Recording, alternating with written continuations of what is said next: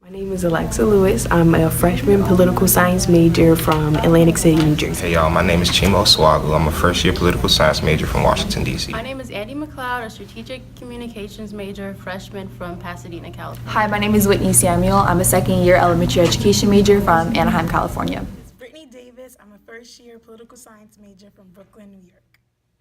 The origin of the word cancer is credited to the Greek physician Hippocrates. Cancer represents a breakdown of the cooperative functioning of cells in multicellular organisms.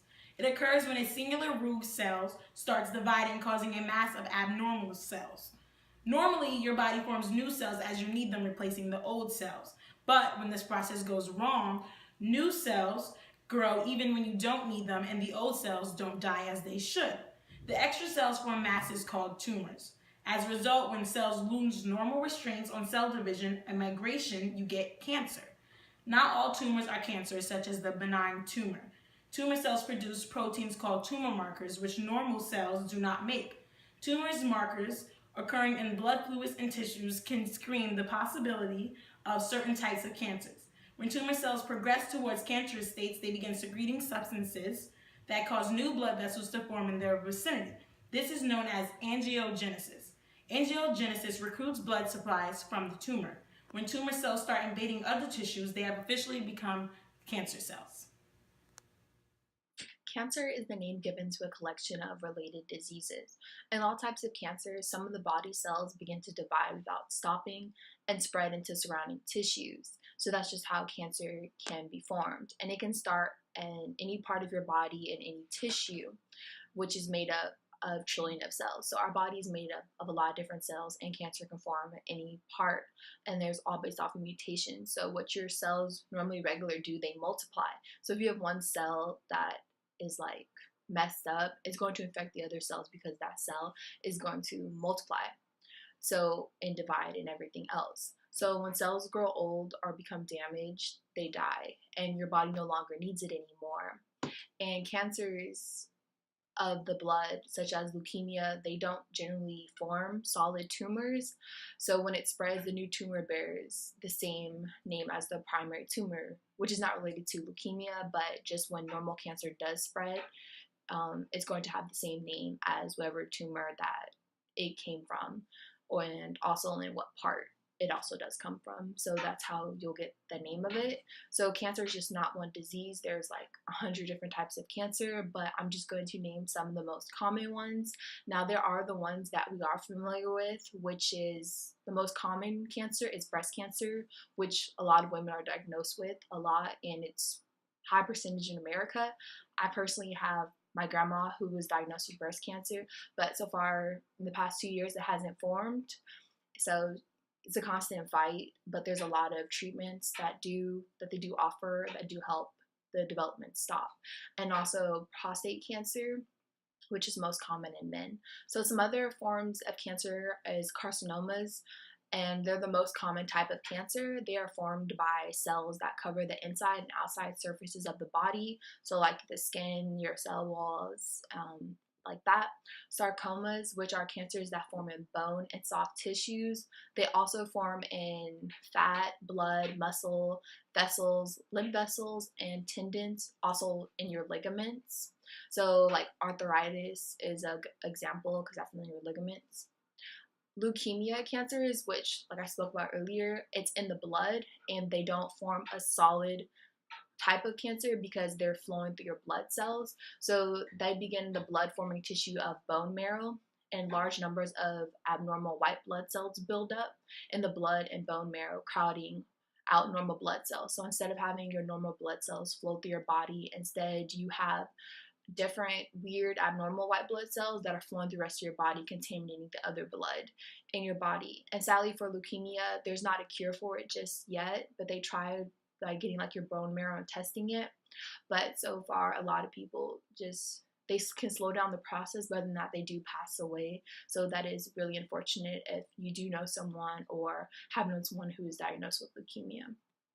Another common form of cancer is lymphoma, which is a cancer that begins in your T cells or B cells, and now those are your disease fighting white blood cells. So if you're catching a cold and like you have the common symptoms like a runny nose, like some people get headaches, a sore throat, those your T cells and your B cells are fighting it the whole time. Because if you were to get the whole disease, most of us would probably die from a common cold like they did back in the day. So they occur in your, you can get lymphoma in your lymph nodes, your lymph vessels, as well as other organs of the body. You can form this type of cancer. So cancer can cause many different symptoms based off where it is in your body, but most often these symptoms are not caused by cancer, but by the beginning tumor or other problems that are not cancer related. A lot of people may get their checkups, you know, if they see a lump, it's, oh, it's cancer, oh, it's this. But most of the time, it's just cells, like your skin cells piling up. So not everything, don't jump to cancer as a conclusion, because it could be something else and not as serious. But if you do have symptoms that last for a couple of weeks or even months, it's really crucial that you do make a doctor's appointment and tell your doctor, like, hey, I noticed this lump, or I've been, you know, this part of my stomach, or just anything that's abnormal. You do need to see your doctor about it, which your doctor would do a physical exam and order tests or other procedures to find out what is causing your symptoms. And most of the time they'll run like a scan, or and then they'll be able to see like beyond just your physical appearance, like, oh, there is something forming, you know, on this part, or, and then they can take the further steps. So in general, that's what I have to say about some different types of cancers. There are a whole lot more, but those are just some examples of the most common ones that people are diagnosed with daily and are fighting their lives for. Genetics is the study of heredity and the variation of inherited characteristics, or the genetic properties or features of an organism, characteristic, etc. In some cases, cancer may seem to run in families. This may be because of certain risk factors that other families may have in common, for example, smoking. Cancer can be caused in other ways by other factors such as obesity, which may also run in a family. In other cases, cancer is caused by abnormal genes that are being passed down from generation to generation. This gene can lead to cancer, though only about 5 to 10% of all cancers result directly from genetic defects inherited from a parent. There are two types of mutations, inherited, which are formed in the zygote, and acquired, which are not formed in the zygote and are present and passed down to the offspring of those cells. Cancer is more common than most people think. Half of all men will be diagnosed with cancer and 1/3 of all women. Living with cancer can be one of the hardest challenges for one to face because of the impact that it has on daily routines, roles, and relationships. A person who is used to being in charge or serving as the caregiver would find it difficult to accept a more dependent role, or a person who has not served in those roles would struggle to provide care. In addition to that, many people have little experience with such a life-threatening illness such as cancer. Therefore, some people don't know how to or just aren't capable of providing the care someone with cancer would need. Cancer can even change the way you feel and the way you look. The American Cancer Society has estimated that about 4 people with cancer have clinical depression. Depression and anxiety are especially common in patients whose cancer is advanced and can no longer be treated. There are known risk factors for depression after a cancer diagnosis, and these factors can even increase the risk of depression in children and families. Children are affected when a parent with cancer is depressed and may have emotional or behavioral problems themselves. However, good communication helps. Family members who talk about feelings and solving problems are more likely to have lower levels of anxiety and depression. Lastly, cancer can bring on financial issues. The costs for cancer are high for the diagnosed patient and society as a whole. The Agency for Healthcare Research and Quality estimates that the total cost for cancer in the U.S. in 2011 was $88.7 billion. One of the major costs of cancer is cancer treatment. However, lack of health insurance has prevented many Americans from getting the treatment that they need. This year, about 589,430 U.S. residents are expected to die from cancer.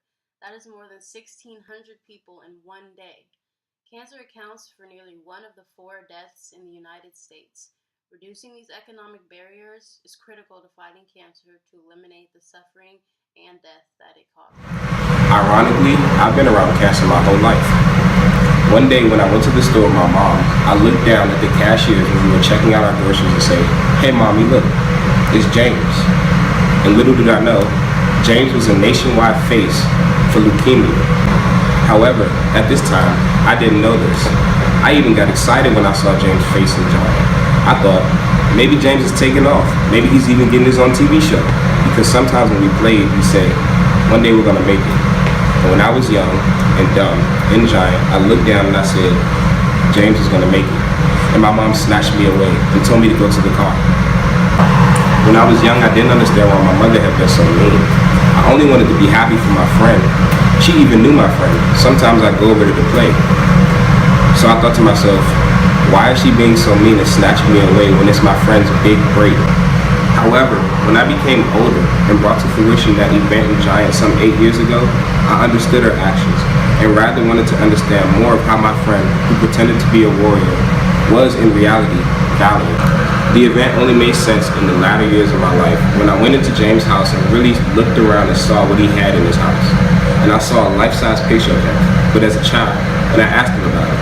And he sat down and told me the story of how, when he was 8, he fought AML, a type of leukemia that often attacks 2 to 3-year-old children in America, and only has a 60% survival rate.